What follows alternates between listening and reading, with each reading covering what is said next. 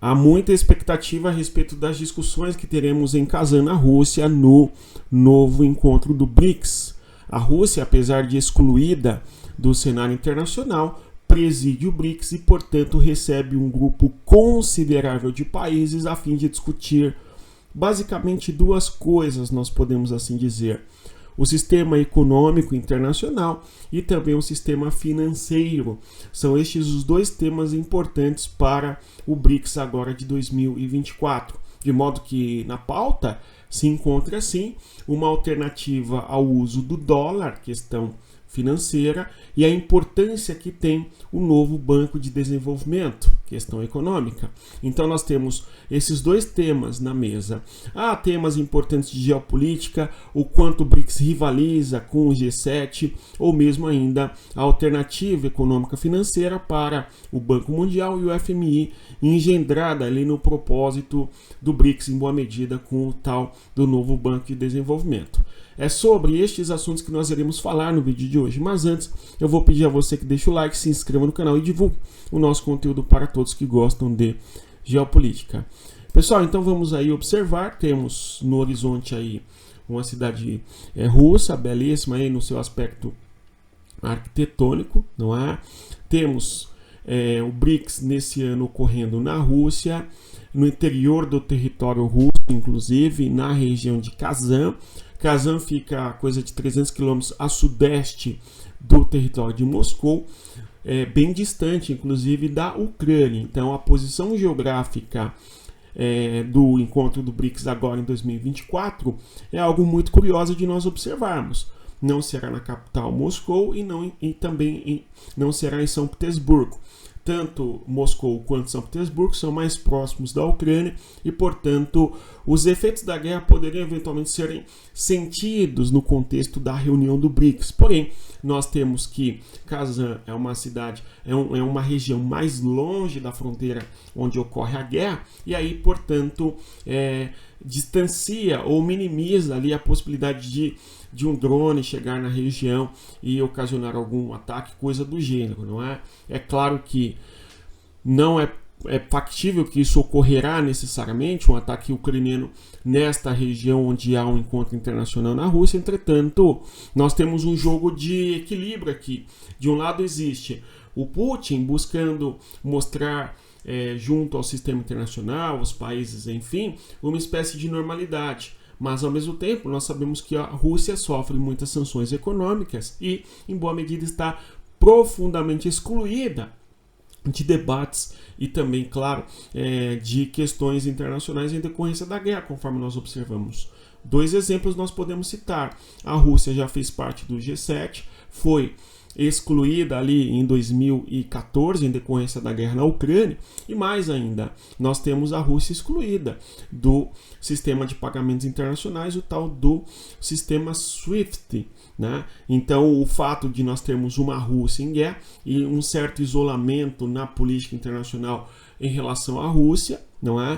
Faz com que a Rússia, ao mesmo tempo, busque parcerias e também demonstrar que está presente na questão internacional, uma vez que a Rússia tem aliados, os tais aliados do chamado Sul Global, tá certo? Então, a questão geopolítica do Sul Global também aparece de maneira muito incisiva quando nós observamos as reuniões do BRICS e todas as análises, muitas vezes, que se faz em relação ao BRICS e tal.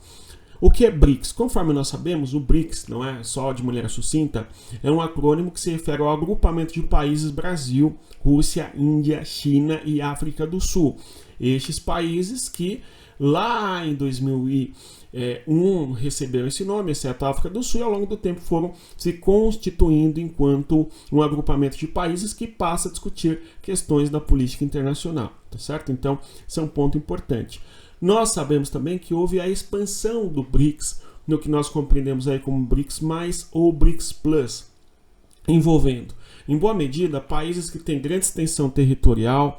Além de terem grande extensão territorial, são importantes países que dispõem de muitos recursos naturais, sobretudo exportadores de commodities, em exceto a China, tá certo? Que, apesar de ser importante produtor e exportador também de commodity, tem investido em tecnologia e buscado ali, em alguns setores, concorrência com os Estados Unidos, Taiwan, conforme nós observamos no setor tecnológico, enfim. Mas em boa medida, o BRICS, os países que compõem ali originais, são países que, no contexto internacional, são importantes produtores de commodities, ok?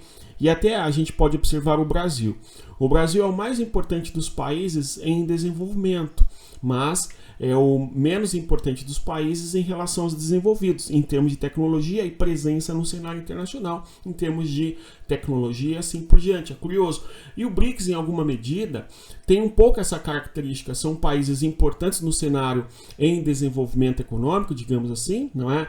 Essa nomenclatura vai ser criticada, porque os países não são desenvolvidos econômicos, eles ou foram explorados ou são exploradores, aí dependendo da leitura, enfim, mas o fato é que há uma distinção em termos de importância tecnológica e de liderança exercida no contexto internacional. E dentro do BRICS mesmo nós temos a China se destacando dos demais, enfim.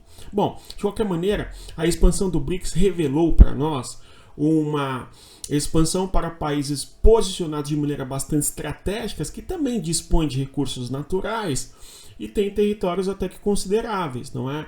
Quando nós observamos ali, sobretudo os recursos, em especial naturais, é o caso do Irã, da Arábia Saudita, dos Emirados Árabes Unidos, que são grandes plataformas exportadoras e produtoras de petróleo, certo? E gás, Irã e também o território ali dos Emirados Árabes Unidos.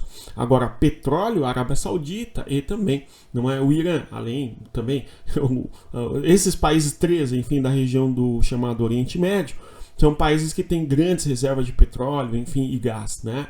Agora, o Egito e também o território importante no nordeste do território africano, em decorrência de sua importante posição geográfica, não é? A Etiópia, são países que passaram a fazer parte do BRICS a partir de 2023, não é? Então são países que entram para o BRICS e em alguma medida têm características semelhantes aos BRICS anteriores.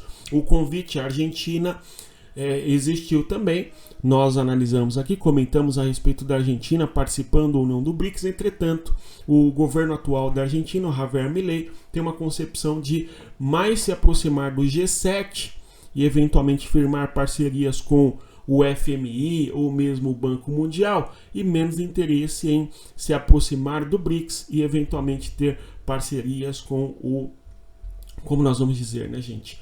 Com o novo Banco de Desenvolvimento que o BRICS cria lá em 2014, a fim de ser uma alternativa ao FMI, conforme nós sabemos, ok? Então são estes os países aí que compõem o BRICS. Brasil, Rússia, Índia, China e África do Sul, conforme sabemos, e os convidados foram, conforme nós sabemos, a Arábia Saudita, o Irã, o Iraque, o Irã, os Emirados Árabes Unidos e também a Argentina e a Etiópia, né? No caso aqui, a Etiópia no território nordeste da África, mas a Argentina, no caso, não passou a fazer parte. Aqui é a Etiópia, o Egito, a Arábia Saudita, o Irã e os Emirados Árabes Unidos, tá? A Argentina, por sua vez, não aderiu ao processo ali do BRICS, tudo bem? No caso ainda, a Arábia Saudita é um país que não está plenamente presente no BRICS, mesmo porque a adesão da Arábia Saudita tem sido mais vagarosa em relação aos demais países.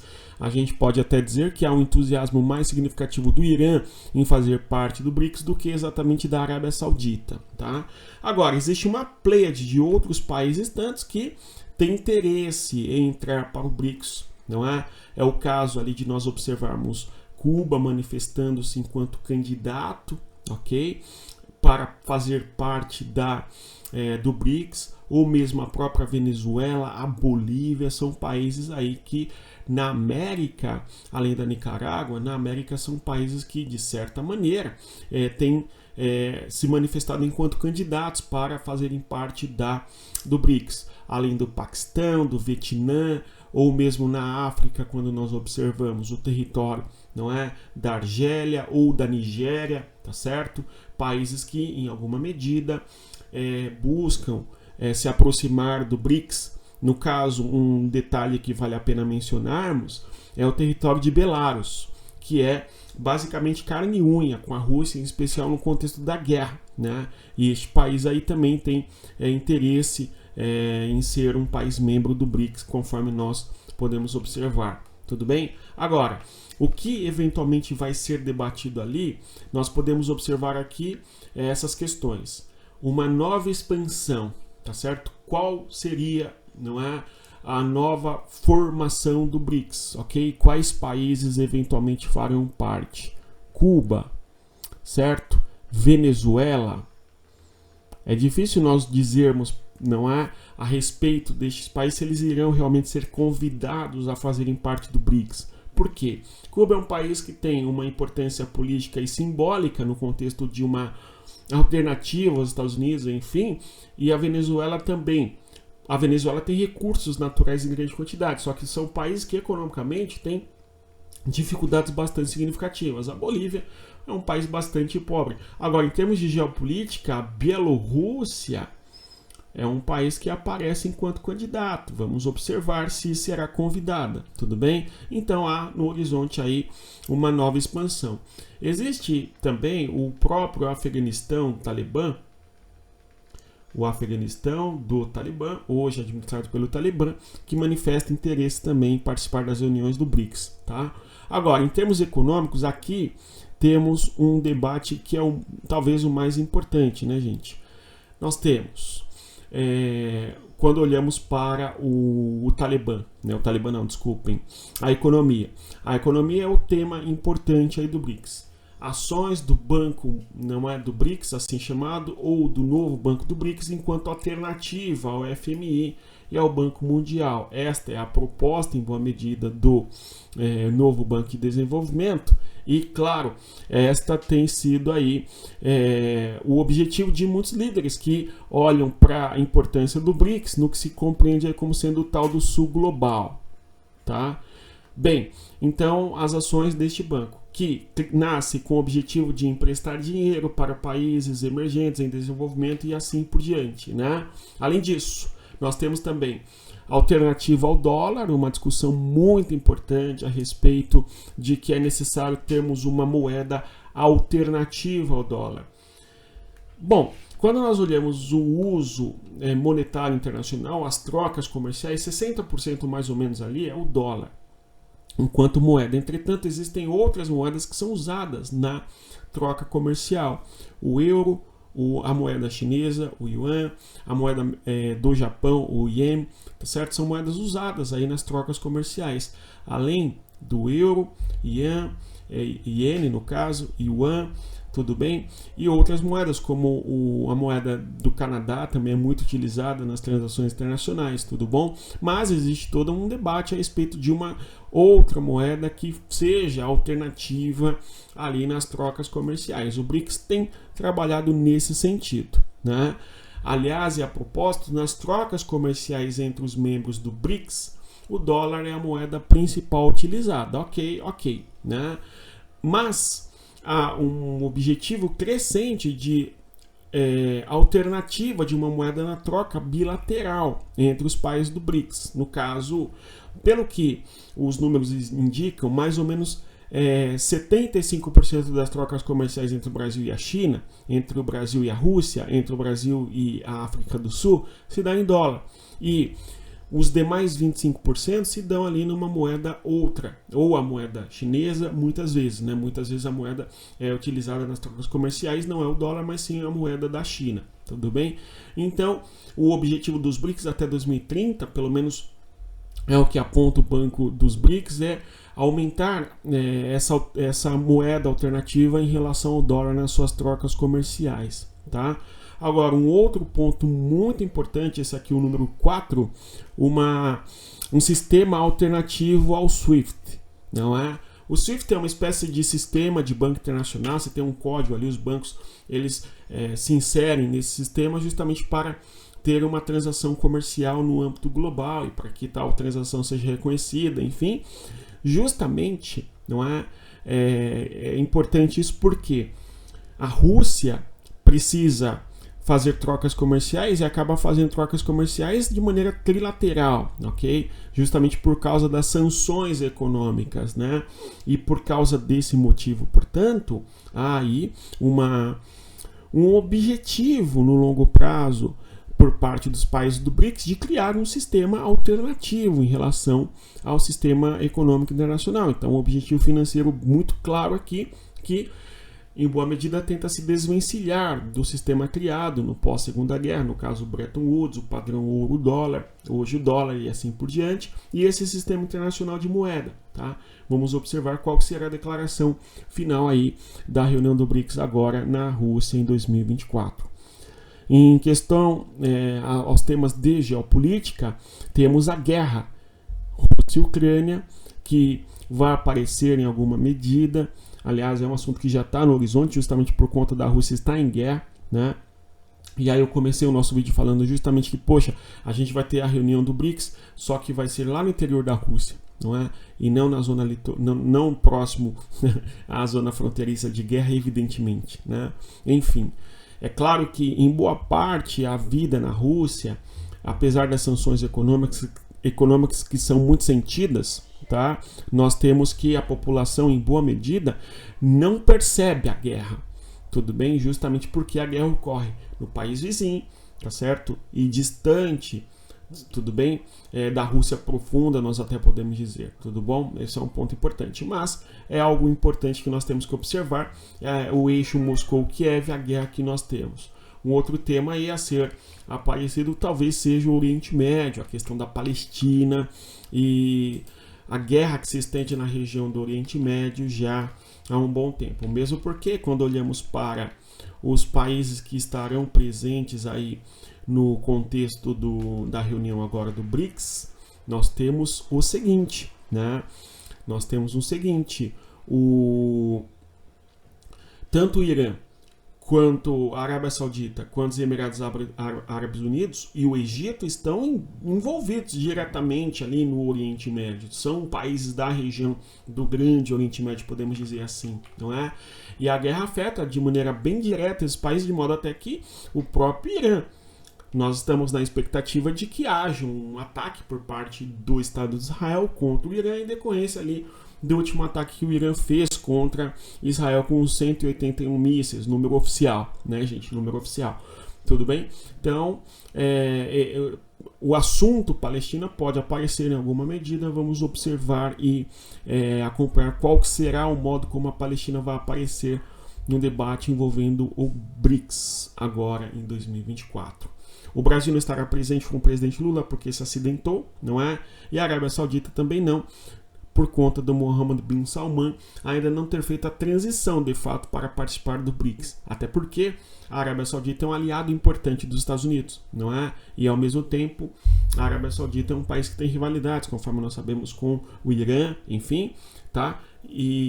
Mas de qualquer maneira, ainda está no processo de adesão para o BRICS. Vamos acompanhar e observar quais serão as novas que o BRICS vai trazer. Eu agradeço a presença, você chegou até aqui. Eu reitero a você que deixa o like, se inscreva no canal e, mais ainda, você que quer aprender mais sobre geopolítica, adquira o nosso e-book. O link está na descrição do nosso vídeo. Dê uma olhada. Venha estudar.